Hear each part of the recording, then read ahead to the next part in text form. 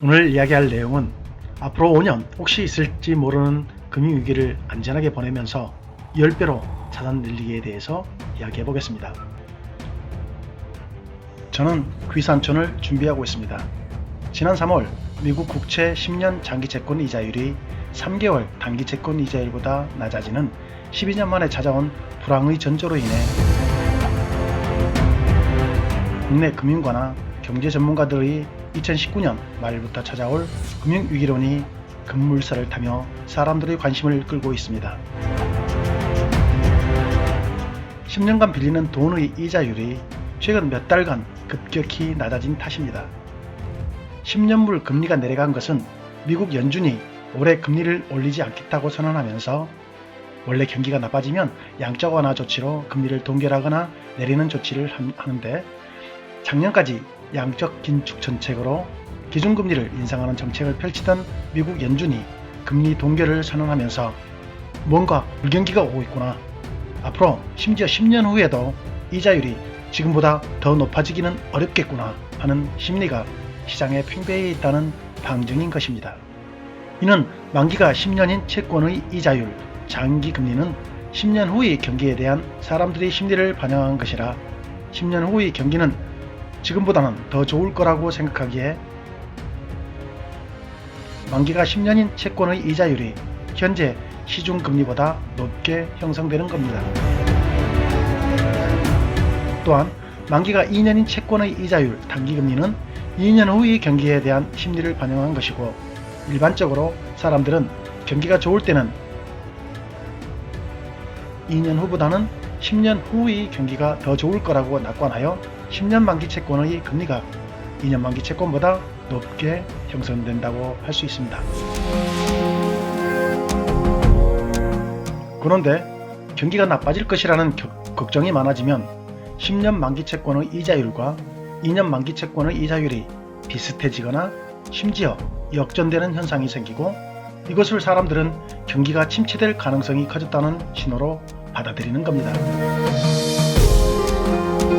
최근에 나타난 미국 장단기 금리 역전 현상은 10년물과 3개월물의 역전 현상이기 때문에 경기 낙관론자들은 이는 일시적인 현상일 뿐 실제적인 장단기 금리 역전 현상은 아니다 라고 애써 태연한 척하고 있습니다.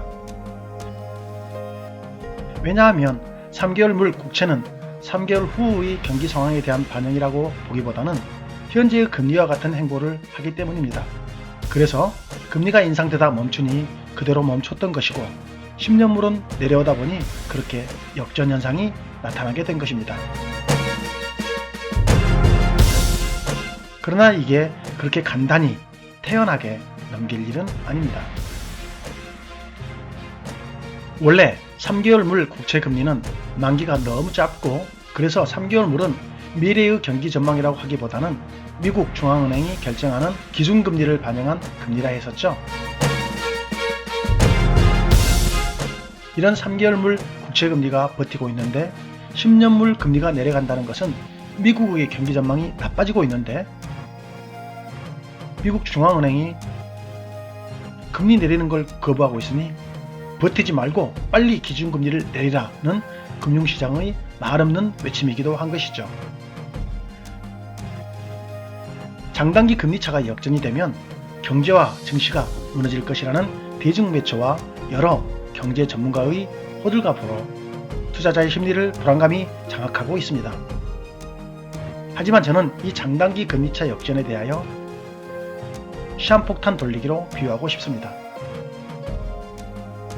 미국 장단기 금리 스프레드가 역전이 되게 되면 그 순간부터 증시와 경제가 무너지는 개념이 아닌 그때 시한폭탄이 터지는 시작 버튼을 누른 것처럼 느껴진다는 것이죠.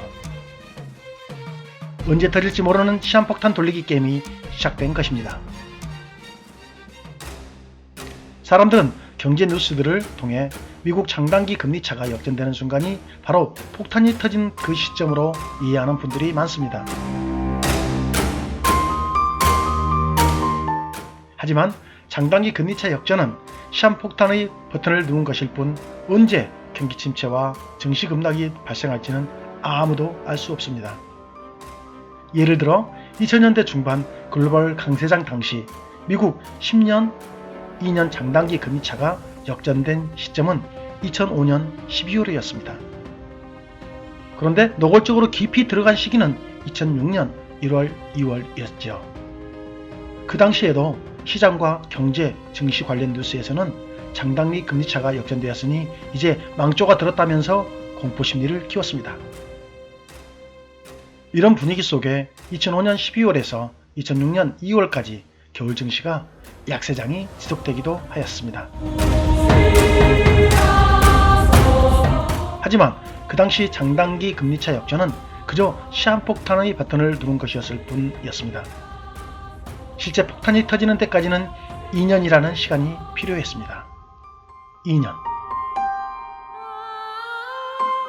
2년이면 사람들에게 강세장이 무한히 지속될 것이라는 고정관념을 심어주기에 충분한 시간입니다.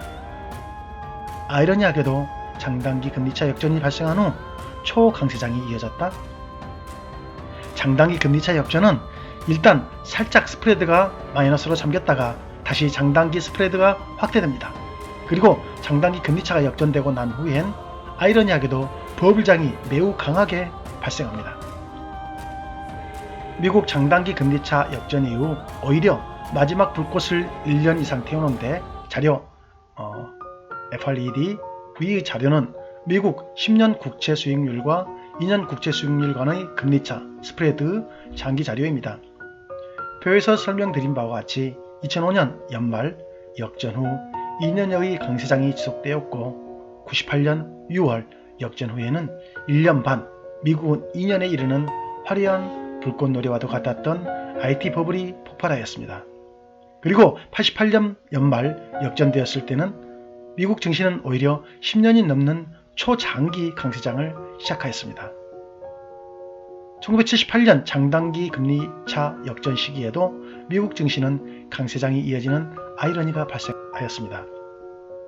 물론 장단기 금리차가 역전되고 이후에 공식적으로 경기 침체가 찾아왔습니다.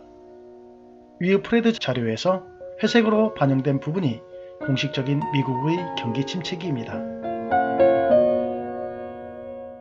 그런데 그때까지 1, 2년여의 시간이 걸렸다는 점을 예의 주시할 필요가 있습니다. 그리고 그 사이 증시는 화려한 불꽃을 태웠습니다. 그 화려한 불꽃 후에 경제와 증시는 강한 하락세를 마주하게 되었죠. 장단기 금리차 역전. 시한폭탄을 작동시키고 심리에 영향을 주는 것은 맞지만 아마도 미국 10년 국채와 2년 국채 간의 장단기 스프레드가 연내 역전될 가능성은 매우 높습니다. 역전 현상이 발생하면 1년이 될지 2년이 될지 아니면 수개월 후가 될지 모르는 시한폭탄의 버튼이 눌려진 것입니다. 그와 함께 경제 뉴스들은 장단기 금리차가 역전되었으니 이제 경제는 파탄나고 제2의 IMF 사태가 올 것처럼 위기감을 고조시키겠지요. 그런데 과거 장단기 금리차 역전 때 나타났던 설레처럼 1, 2년 강세장이 만약 또다시 찾아온다면 사람들은 어떤 심리 상태에 놓일까요?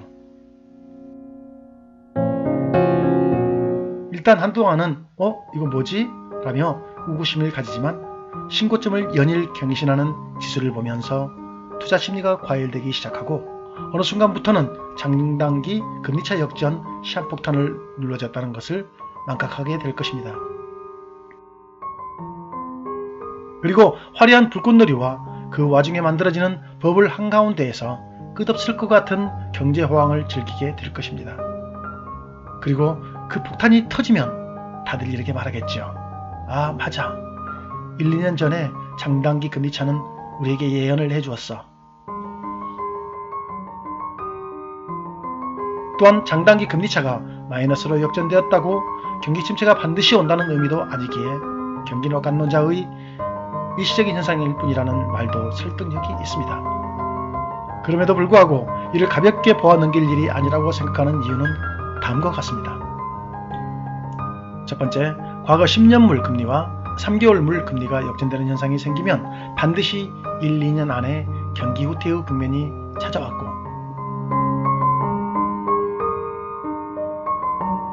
두 번째, 그러한 과거 경험으로 인해 은행들은 자기 자본 비율을 맞추고 재무 건전성을 지키기 위해 불량 채권을 회수 또는 신규 대출을 억제하게 되고, 기업들은 신규 사업 투자를 절제하는 등 경기 후퇴의 불안을 대비하는 긴축 경영을 하게 되어서 실제 경기 후퇴를 초래하게 되는 결과를 맞이하게 되기 때문입니다. 이렇게 중앙은행의 금리 버티기 작전이 시장의 요구인 금리 인하를 하지 않음으로 인해 발생한 장단기 금리 역전 현상을 바라보며 앞으로 경기는 어떻게 변화하게 되고 우리는 이를 어떻게 대비해야 할까요? 장단기 금리 역전 현상으로 인한 경제 상황 변화를 세 가지 정도로 요약해보고 그에 따른 대비책을 각각 제시해보고자 합니다. 1. 일시적 현상, 금리 동결에서 다시 금리 인상. 2. 금리 동결 또는 금리 인상으로 맞서다 대외 변수와 맞물려 급격한 경기 하락 후 뒤늦은 금리 인하. 3. 시장의 요구 수용으로 기준금리 인하. 이상의 세 가지 변화에 따르는 대비책에 대해 생각해 보겠습니다. 1. 일시적인 현상이었을 뿐 약간의 변화가 있지만 현 상황에서 나빠지지 않고 오히려 경기 상승 국면을 맞이하고 금리는 다시 상승한다. 여기에 대한 대응책은 필요 없지만 국내외 정세에 따른 경기 변동에는 다소 변화가 따르기 때문에 그에 맞는 적절한 대비책 마련이 필요합니다. 2. 금리를 동결하는 작전을 유지하다 대외적인 변수와 맞물려 급격한 경기 하락을 맞게 되고 급하게 금리를 인하하며 대응해보지만 오히려 경기는 더 파국으로 치달리며 최악의 하이퍼인플레이션까지 겪게 된다.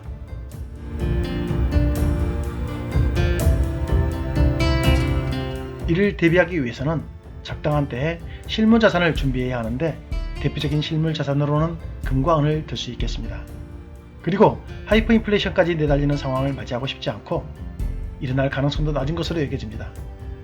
그런데 그래도 대비해야 한다면 요즘의 베네수엘라 상황을 비춰봤을 때 자급자족할 수 있는 터전을 준비해야 할 것입니다.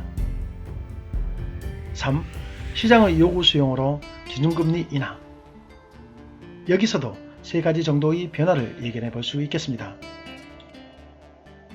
첫 번째, 시장의 요구가 받아들여져 금리를 인하하는 양적 완화 정책을 펼치며 향후 1, 2년간의 달콤한 경기 상승 효과, 주식, 부동산 하락으로 인한 부의 착시 효과를 누리다 늘어난 통화량과 거품 경제로 인해 인플레이션을 겪게 되고 각 나라의 자구책과 4차 산업혁명의 기술 혁신으로 인해 새로운 형태의 지구촌이 형성되며 안정화되어 간다. 이게 가장 실현 전망이 높은 전개로서 이에 대한 대응책은 주식, ETF, 레버리지, 부동산, 단 토지에 한하는데 이는 급격한 경기 하락 등에 대한 대처 방법까지 고려한 것이고 등에 투자하여 경기 상승에 따른 혜택을 누리다 경기가 하락하는 징조, 예를 들자면 각종 매체 뉴스에 주식 및 부동산의 화랑장세 장면이 나오면 자산 포트폴리오를 실물자산, 금, 은 등으로 바꾸고 주식은 ETF, 인버스에 투자합니다. 두 번째, 시장의 요구에 부응해 양적 완화 정책으로 기준금리를 인하한 정책이 효과가 있어 경기가 살아나고 경기 대부흥기로 접어드는 상태. 이때에는 주식 및 부동산의 매입, 상가 등도 유효한 투자 방법이라 할 수 있겠습니다.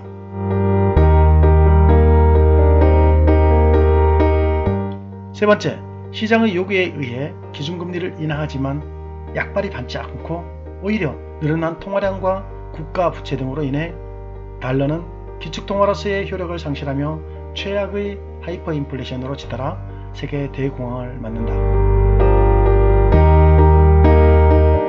이땐 실물자산을 준비해야 함은 필수적이고 자급자족할 수 있는 사람들, 즉 식량만이 최고 자원으로 평가받기에 농부와 같은 사람들만 이 시기를 견딜 수 있습니다.